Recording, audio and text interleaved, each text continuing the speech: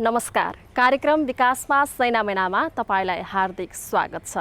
रूपन्देहीको सैनामेना नगरपालिकाको सहकारीमा एनटिभी कोहलपुरले तयार पारेको कार्यक्रम विकासमा सैनामेना अबदेखि मासिक रूपमा एनटिभी कोहलपुरबाट प्रसारण हुनेछ। कार्यक्रम विकासमा सैनामेनामा हामीले सैनामेना नगरपालिकाले गरेका विकास निर्माण, कृषि, स्वास्थ्य, शिक्षा, पर्यटन र यहाँका अन्य गतिविधिहरूबारे जानकारी गराउनेछौँ। यसैगरी नगरपालिकाले दिने सेवा सुविधा, जनताका अपेक्षा र उनीहरूको सुझाव तथा गुनासाहरू पनि कार्यक्रममा समेट्नेछौँ।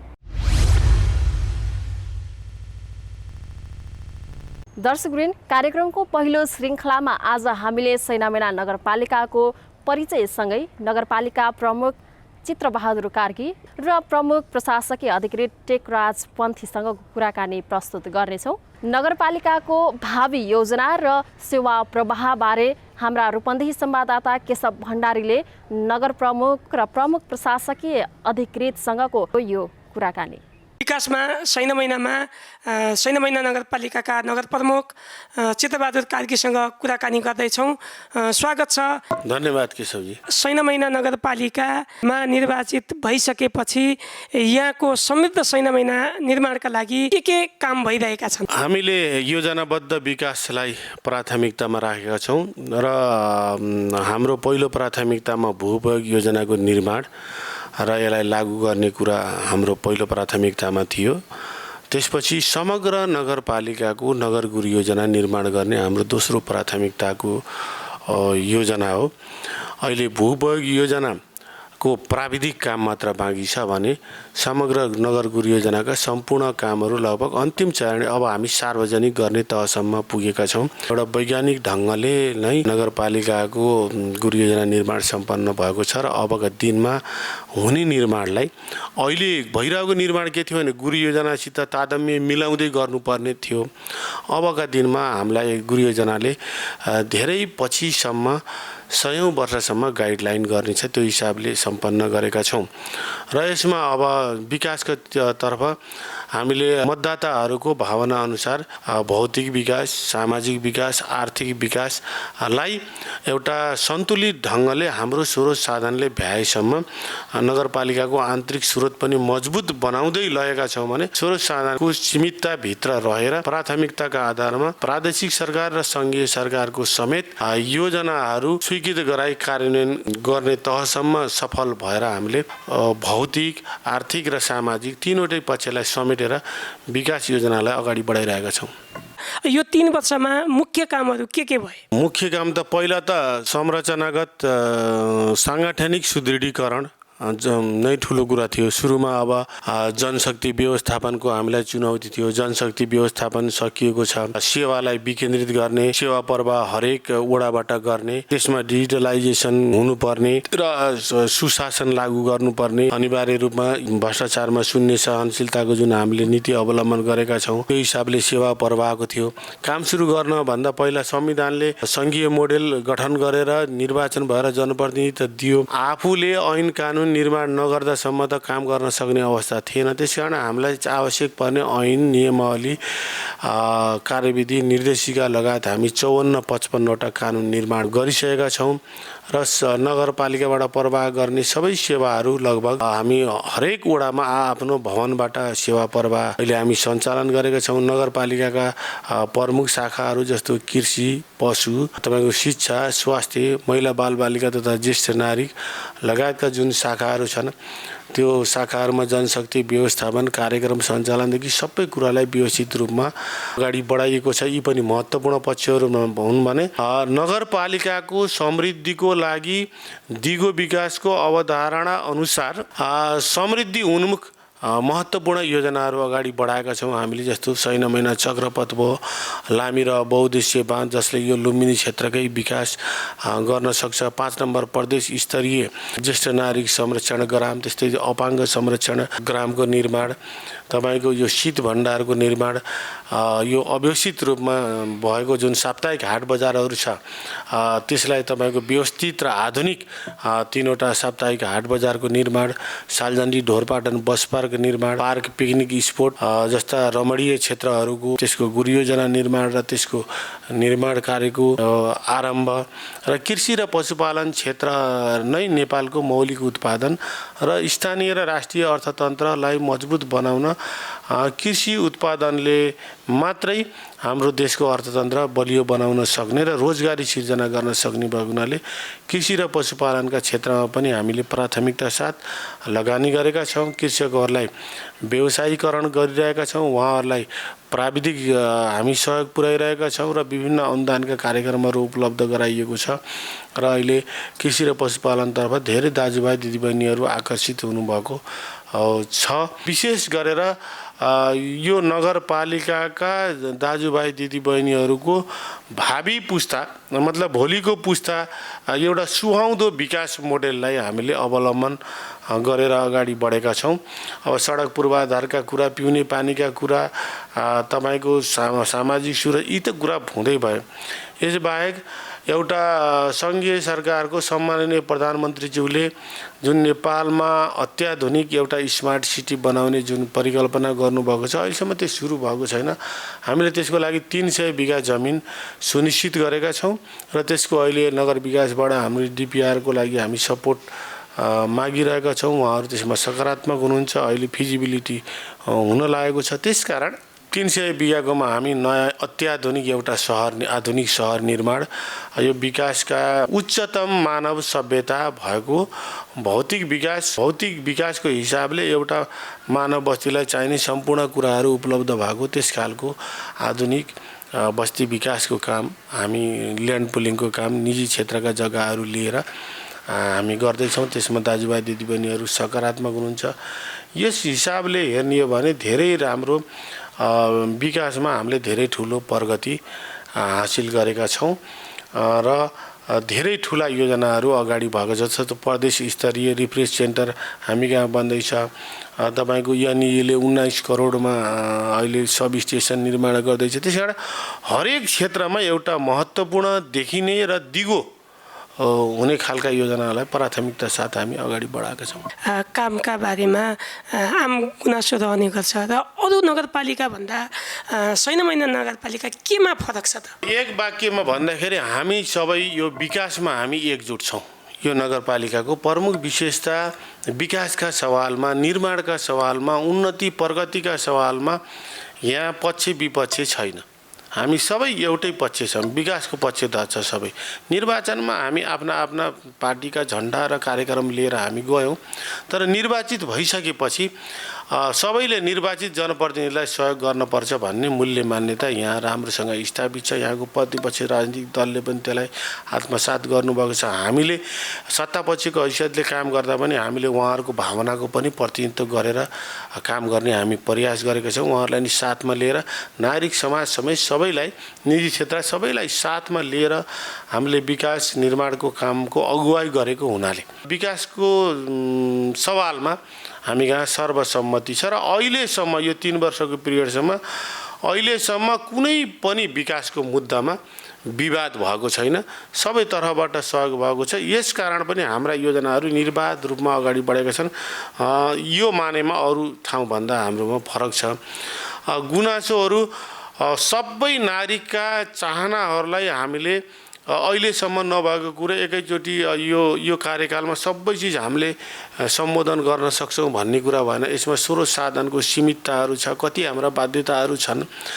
त्यसकारण सबै कुरा अहिले नै भइदिए हुन्थ्यो भन्ने त नागरिकको अपेक्षा हुनु स्वाभाविकै हो। हामी शिक्षालाई हामी अभिभावक र विद्यार्थीको सरकारी शिक्षा 1 नम्बर रोजाको शिक्षा होस् भन्ने हिसाबले हामीले गुणस्तर विकास र प्रविधिमा आधारित शिक्षामा हामी जोड दिइरहेका छौँ। हामी स्वास्थ्य क्षेत्रलाई एउटा आधारभूत स्वास्थ्य सेवा सहज रूपमा सबैको पहुँचमा हुने गरी आधारभूत स्वास्थ्य चौकी विस्तार तथा एउटा विशेषज्ञ सेवा सहितको अस्पताल निर्माणमा हामीले सफलता प्राप्त गरेका छौँ। यो वन वातावरण जुन छ, यो पर्यावरण सन्तुलन, वनहरूको प्रवर्धन चोरी तस्करी यो नियन्त्रण यो कुरामा हामीले ठुलो सफलता प्राप्त गरेका छौँ। हरियाली प्रबन्धनमा अहिले मात्रै हामी 20,000 चिउरीका बोट सरकारी स्तरबाट हामी लगाएका छौँ। सरसफाइमा हामीले एकीकृत रूपमा फोहोर मैला व्यवस्थापन गरेका छौँ भने अन्तर्स्थानीय तह फोहोर प्रशोधन केन्द्र हामी सञ्चालनमा ल्याउँदैछौँ, हामी प्रक्रियामा छ। त्यसमा हामीलाई सङ्घीय सरकारको राम्रो सपोर्ट पनि छ, केन्द्रीय योजनामा स्वीकृति पनि भएको छ। थुप्रै पालिकाहरू त्यसमा आउन सक्नुहुन्छ। हामीले उहाँलाई चाहनुभयो भने हार्दिक स्वागत पनि गर्न चाहन्छौँ। त्यो भयो। हामी अन्तर्स्थानीय तह विपद व्यवस्थापन समिति पनि हामी चलाइरहेका छौँ। 4वटा पालिका मिलेर त्यो अन्तर्स्थानीय तह विपद व्यवस्थापन पनि एकदम प्रभावकारी रूपमा सञ्चालन भएको छ। समग्रतामा जस्तो प्रहरी सुरक्षाका कुराहरूमा पनि उहाँहरूसित एकदम नजिकमा रहेर राम्रो समन्वयमा हामीले काम गर। समग्रतामा एउटा जनताको आफ्नो लागि आफूले बनाएको एउटा सरकारको अनुभूति दिने हामीले प्रयास। कोरोना कहरको बीचमा आम नागरिकलाई यसबाट मुक्त गराउनका लागि नगरपालिकाले के गरिरहेको छ? हाम्रो सुरुका मितिदेखि नै चैत 14 गते नै नगरपालिकाले नगर स्तरीय एउटा आइसोलेसन सेन्टर सञ्चालनमा ल्याएको छ र नगर स्तरीय क्वारेन्टिन सञ्चालनमा ल्याएको छ। त्यो चैतदेखि अहिलेसम्म हाम्रो निरन्तर चलेकै छ। बिचमा भारतबाट आउने सङ्ख्या, बाहिरबाट आउनेको सङ्ख्या बढेको समयमा थप 6वटा विद्यालय र क्याम्पस गरी 6 स्थानमा हामीले क्वारेन्टिन पनि सञ्चालन गरेका थियौँ र अहिले हामी एकै ठाउँमा पदमपानी योग तथा प्राकृतिक चिकित्सालयको अत्याधुनिक बिल्डिङमा हामी आइसोलेसन र क्वारेन्टिन सञ्चालन गरेका छौँ र हाम्रो नगरपालिकामा लक्षण देखिएका र बाहिरबाट आएकालाई क्वारेन्टिनमा राख्नुपर्नेहरूलाई हामी व्यवस्थित रूपमा उहाँलाई सुविधाजनक ढङ्गले दिनको 4 चोटि उहाँलाई खाना, नास्ता, आवास राम्रो व्यवस्था गरेर हामी उहाँहरूको व्यवस्थापन गरेका छौँ। औषधि उपचारको पनि राम्रो व्यवस्था छ भने परीक्षण गर्ने, सङ्क्रमित देखिएकोलाई उपचार गर्ने, विशेषज्ञ सेवा सहितको कोरोना हस्पिटलमा रिफर गर्ने, यो सबै कुरा हामीले एउटा व्यवस्थित रूपमा सुरुदेखि नै हामी सञ्चालन गरेर आएका छौँ र यसमा त्यस्तो गुनासो पनि हामीले सुन्नु परेको छैन। र प्रदेश सरकार र सैनामैना नगरपालिका बीच कस्तो सम्बन्ध छ? सैनामैना नगरपालिकाको प्रादेशिक सरकार र सङ्घीय सरकार सबै दुईटै सरकारहरू त्यसमा भएका सङ्घीय मन्त्रालय, प्रादेशिक मन्त्रालय सबैसँग हाम्रो राम्रो समन्वयमा हामी रहेर काम गरेका छौँ। हामी यो सङ्घीय मोडेलमा 3 तहको सरकार समन्वय र तपाईँको यो सहकारी समन्वयमा चल्ने मोडेल भएको हुनाले हरेक कुरामा तिनै तहको सरकार बीच समन्वयको जरुरी छ, सहकारिताको जरुरी छ। त्यसकारणले यो हामी अलग सरकार हौँ भन्ने हिसाबले पनि कताकतिको बुझाइ देखिन्छ। यो सब के होइन, हामी संविधानले हामीलाई जुन अधिकार दिएको छ, आफूलाई दिएका एकल अधिकारको पूर्ण रूपमा जनताको पक्षमा त्यसलाई कार्यान्वयन गर्ने, उपभोग गर्ने र जुन साझा अधिकारहरू छन् ती साझा अधिकारहरूको प्रयोग कसरी गर्ने भन्ने सन्दर्भमा सङ्घीय र प्रादेशिक कानुनहरू निर्माण भएका छन्। त्यो अनुसार हामीले गर्ने हो र समय समयमा प्रदेश परिषदको मिटिङ हुन्छ मुख्यमन्त्रीज्यूको अध्यक्षतामा र त्यसमा नमिलेका समन्वय हुन बाँकी रहेका कुराहरूमा हामी कुरा राख्छौँ र प्रदेश सरकारबाट पनि आवश्यक समन्वय भइरहेको छ, सङ्घीय सरकारबाट पनि आवश्यक समन्वय भइरहेको छ र कम भएको भन्ने कुरामा हाम्रो तर्फबाट पनि प्रयास हुन्छ। त्यसकारण सङ्घीय मोडेलमा नेपालमा अत्यन्त राम्रो ढङ्गले सफल हुने र यसको भविष्य मैले एकदम राम्रो देख्छु र यसलाई जनताले एकदम हार्दिकतापूर्वक स्वीकारेको पनि छ। जनतासँगको सम्बन्ध नगरपालिकाको कस्तो छ? हाम्रो त दैनिक रूपमा एउटा नङ मासुको जस्तो नै सम्बन्ध हुने स्वाभाविक भयो। हरेक जनताका जुन गुनासा, भनाइ, सल्लाह, सुझाव छ हामीले दैनन्दिन त्यो पाउने गरेका छौँ। एकदम सहजतापूर्वक त्यो हामीले पाइरहन्छौँ, फिडब्याक पाइरहन्छौँ। त्यस कारण यसको जनतासितको हाम्रो सम्बन्ध एकदम प्रगाढ छ, एकदम जीवन्त खालको सम्बन्ध स्थापित भएको छ। धेरै जनसङ्ख्या यहाँ जग्गाको लालपुजा नपाएका अव्यवस्थित बसोबास छ। यसको व्यवस्थापनका लागि नगरपालिकाले कस्तो भूमिका खेलिरहेको छ र कहिलेसम्म यहाँका जनताले लालपुजा पाउँछन् होला? नेपाल सरकार जग्गाधनी प्रमाण ऐलानी अव्यवस्थित बसोबासीहरूलाई जग्गाधनी प्रमाण पूर्जा वितरण गर्न प्रतिबद्ध छ। त्यो प्रतिबद्ध भएको कुरा भूमि व्यवस्था मन्त्रालयले प्रस्ताव गरेर पेश गरेर पारित गरेको अहिले जुन आएको ऐन छ त्यसबाट नि प्रष्ट हुन सकिन्छ। अहिले नियमावली पनि अन्तिम टुङ्गो लाग्दैछ र जिल्लाहरूमा आयोग बन्दैछन्। हामी त तथ्याङ्क लिएर एकदम तयारी अवस्थामा बसेका छौँ। जब अब केही महिनाभित्रैमा जिल्ला आयोगहरूको टुङ्गो लाग्नेछ, उहाँले जनशक्ति व्यवस्थापन पनि गर्नुहुनेछ। हाम्रो नगरपालिकामा भएका सबै पालिकाहरूमा भएको जनशक्तिको पनि त्यसको अधिकतम उपयोग गरेर हामीले यो जुन अव्यवस्थित बसोबासीहरूको जुन समस्या छ, भूमिहीनहरूको जुन समस्या छ, सङ्घीय सरकार, प्रादेशिक सरकार र स्थानीय सरकार मिलेर अबको 1.5 वर्षभित्रमा यसलाई सम्बोधन गर्नुपर्छ।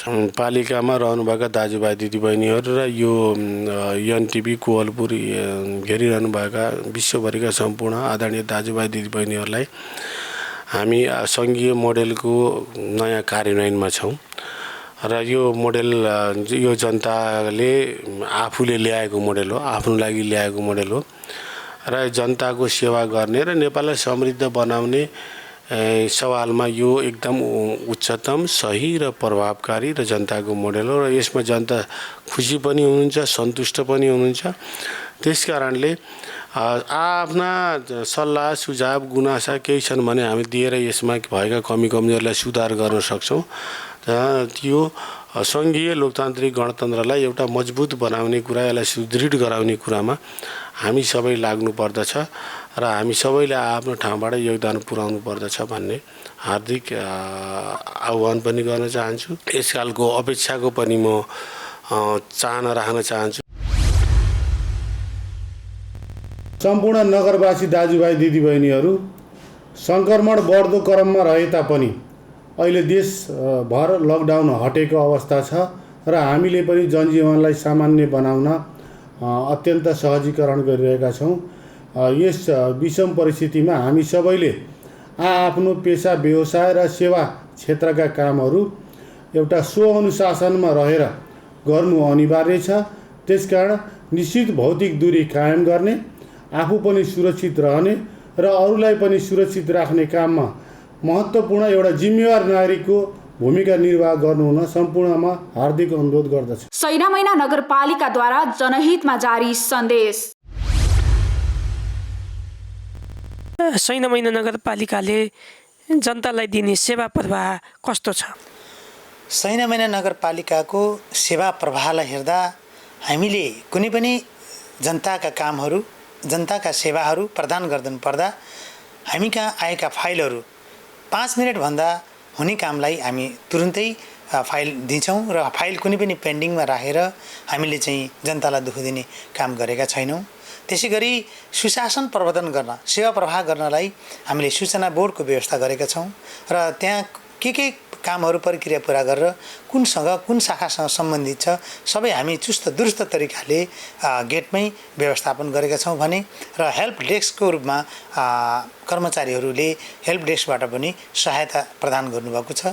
जसरी आउने सेवाग्राहीलाई हामीले कागजात नमिलेको छ भने यो प्रक्रियाबाट आउनुपर्ने छ, यो कागज मिलेन, त्यसैले तपाईँलाई यो कार्यक्रम पुरा गरेर, कागजात पुरा गरेर आउनुभयो भने यो काम हुनसक्छ भनेर हामीले जानकारी गर्छौँ र त्यसै अनुसार सेवा प्रवाहलाई हामी चुस्त, दुरुस्त र प्रभावकारी बनाउने प्रयास गरिएको छ। सैनामैना नगरपालिकाका जनताले पाउने सेवा र अन्य ठाउँका जनताले पाउने सेवामा के फरक छ? सेवामा फरक भनेको चाहिँ जनताले मूल्याङ्कन गर्ने हो। स्थान, भूगोल र परिवेश अनुसार फरक फरकको सेवा चाहिँ फरक फरकको ढङ्गले चाहिँ हामीले सेवा प्रवाह गर्नुपर्ने अवस्था हुन्छ। जस्तै हिमालमा छ भने त्यहाँ गर्ने सेवा प्रवाह, तराईमा गर्ने सेवा प्रवाह, पहाडमा गर्ने सेवा प्रवाह फरक फरक हुन्छ। किन भन्दाखेरि पहाडमा गर्ने सेवा सबै कुराहरू नबुझेको हुनसक्छ। यस यातायातको सेवा प्रवाह गर्ने क्रममा यातायातको सुविधा नहुन सक्छ। हिमालमा अझ कठिन हुनसक्छ, तराईमा यातायातको सुविधा छ, त्यसै अनुसार हामीले सेवा प्रवाहको मूल्याङ्कन गरेर अगाडि बढाउन कोसिस गरेका छौँ। सैनामैना नगरपालिकाका जनप्रतिनिधि र प्रशासन बीचमा कस्तो सम्बन्ध छ? एकदमै, यो त अब पहिला त जनप्रतिनिधिहरू 20 वर्षसम्म कर्मचारीहरूले सञ्चालन गरे र सेवा प्रवाहलाई प्रभावकारी रूपमा एकल रूपमा अगाडि बढायो भने अहिले निर्वाचित जनप्रतिनिधि आइसकेपछि वडा वडा बस्ती बस्तीमा सेवा प्रवाह हुन पुगेको छ।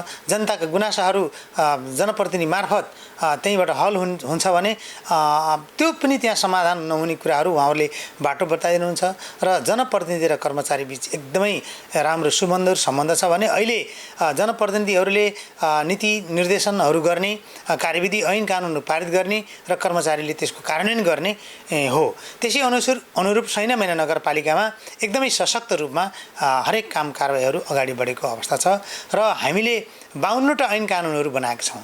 तिनै 52वटा ऐन कानुनहरूको आधारमा हामीले चाहिँ अगाडि सेवा प्रवाह गरेका छौँ भने अझै अप्ठ्यारो परेका विषयलाई कार्यविधि पनि निर्माण गरेर अगाडि जाने कोसिस गरिरहेका छौँ। कयौँ नगरपालिकाहरूमा कामको समन्वय हुन नसकेको भन्ने गुनासो पनि छ। कर्मचारी बीचमा भएका विवादका कारणले पनि सेवाग्राही प्रभावित हुने गरेका छन्। यहाँको समन्वय कस्तो छ?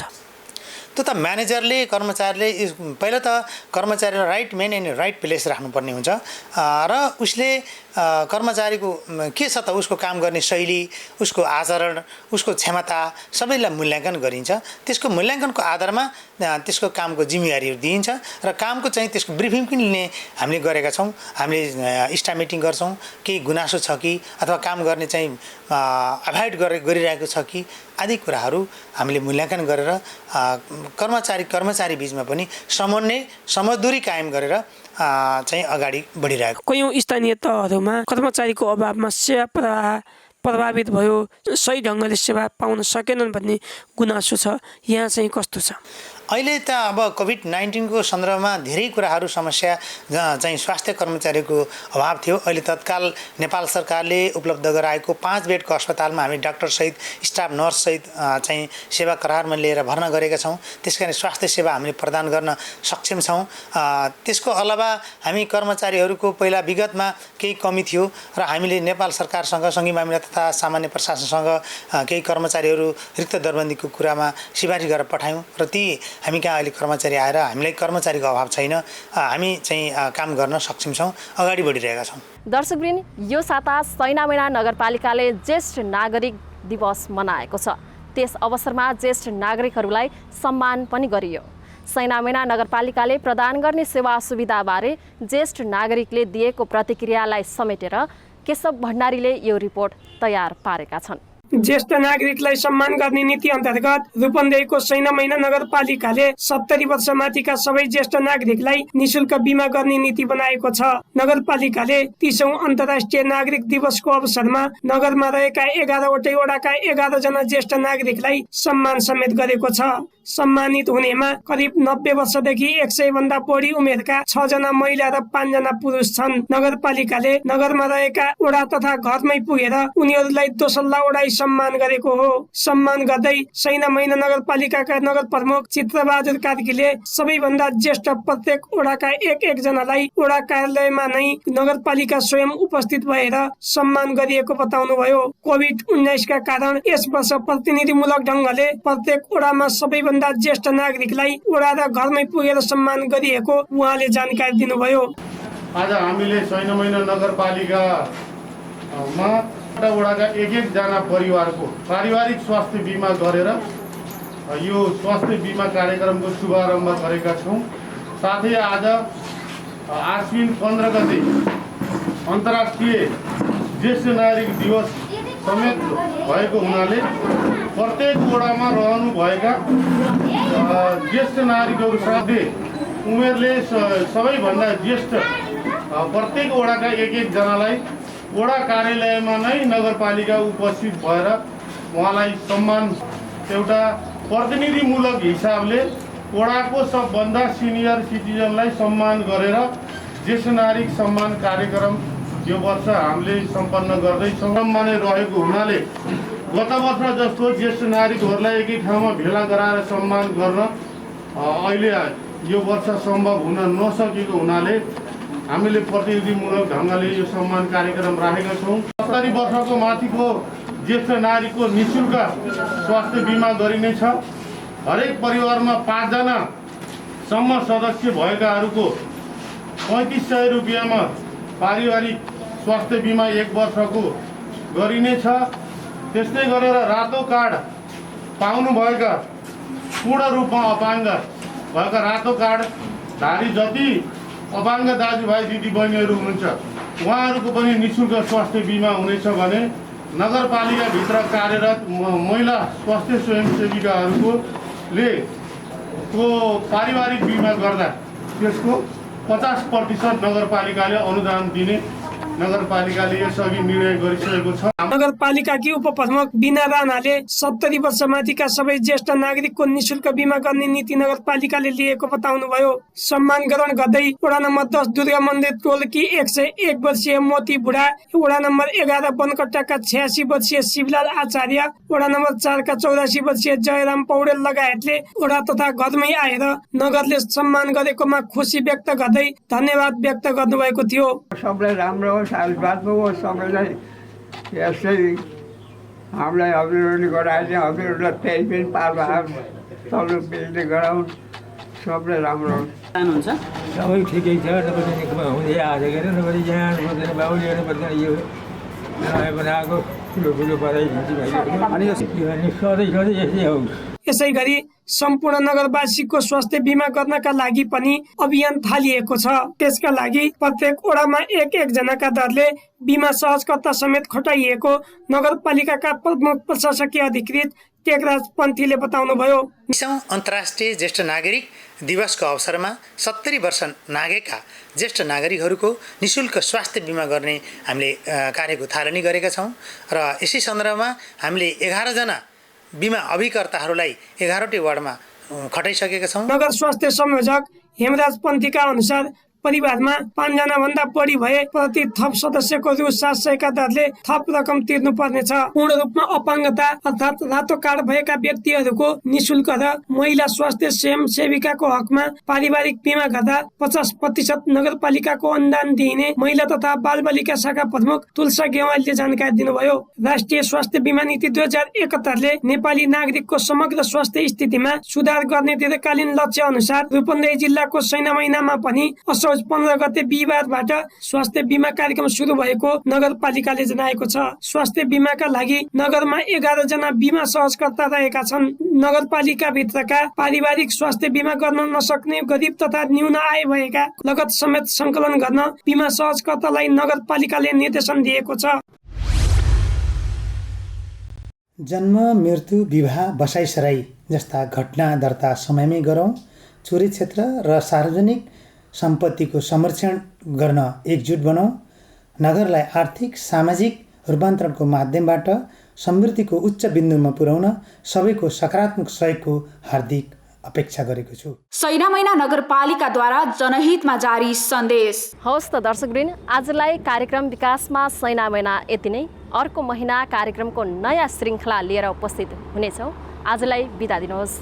नमस्कार।